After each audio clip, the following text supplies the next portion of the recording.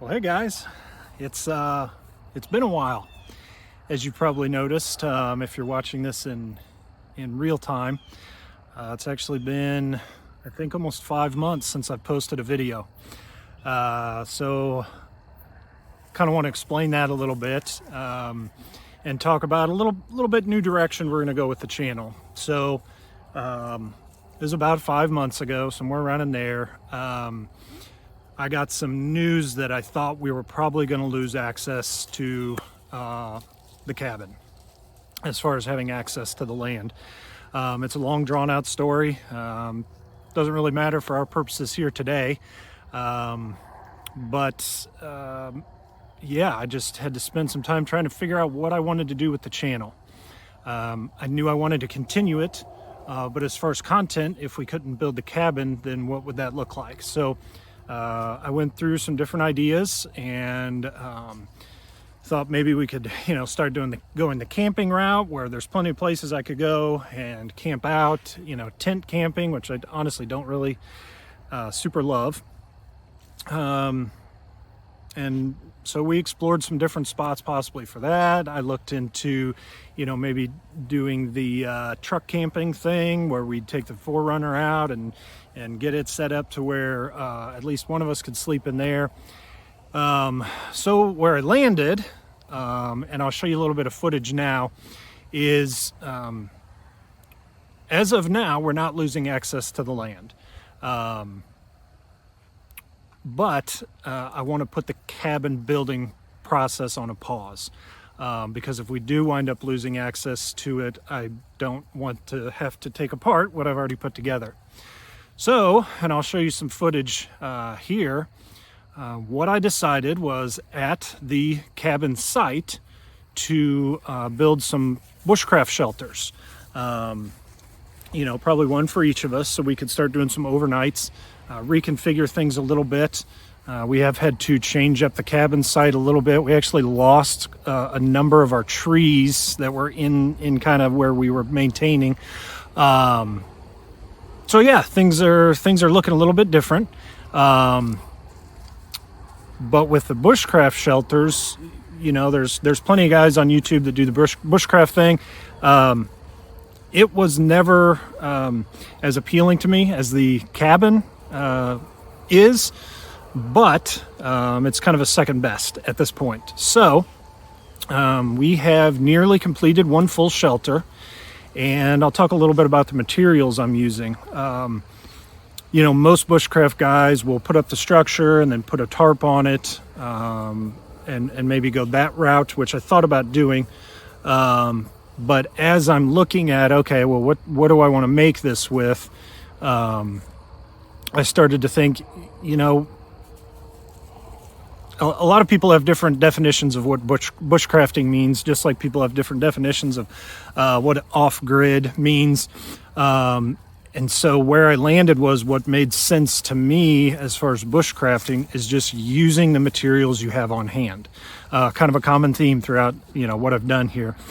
And so instead of using a tarp, which I have never had huge luck with, probably because I just buy cheap tarps, but they break down so bad in the sun and the snow and stuff. But what I did have on hand was leftover tar paper from a roofing job that I did last year, I think. And I thought, tar paper honestly is going to be a thicker material. It's made to be watertight, and I have it. So that's what I wound up using to kind of cover the shelter. And then, most bushcraft guys will use bank line or stuff like that to, secure their logs together. Well, I didn't have any of that, but what I did have was fencing wire from back years and years ago when we had livestock that was in the building that we took apart to put the cabin together. I have fencing wire, and I know how to use that stuff fairly well, and I know that if you do it right, you can really cinch things down pretty tight. So that's why I decided to go with those materials. Is it truly bushcraft? I don't know. I don't know enough to say. I've been thinking about maybe trying to coin a new term to blend bushcraft and redneck. If it's bushneck or redcraft, or however we decide to land on that. But I just got to the point where I thought, let's just take what I've got on hand. Let's put something together. I've never done a structure like this, so there's definitely been a learning curve. But it's been really enjoyable, and to be honest with you, not very time consuming. I think the two of us working together, we maybe have 6 hours in this thing, and that's with doing it, for the first time. On the second one, we kind of were able to iron out some kinks, and I think on the second one it's going to go a lot faster. So that's what's been going on. It's been a process, and if I am really honest with you guys, when I thought we were completely losing access to this, it really affected me. I felt really like just the wind was taken out of my sails, and I really struggled with some depression. I had this as well as some other things going on in life that all kind of contributed, but it was a struggle. There's no buts about it. And because of that, I feel like I owe you an apology, to be honest, because I've always wanted to be as transparent as possible with you guys. And so not documenting what that was like going through it at the time, I regret that, but there's nothing I can do about it. I was able to get some help, work with a person, and things are better. Always room for improvement,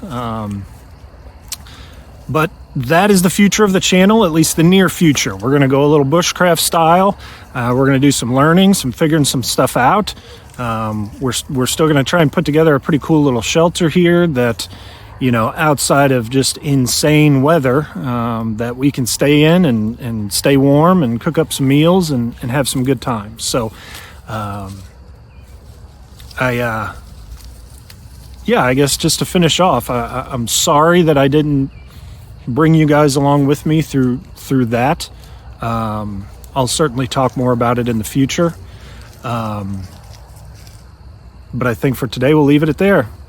As always, I hope this has blessed you, and we'll see you next time.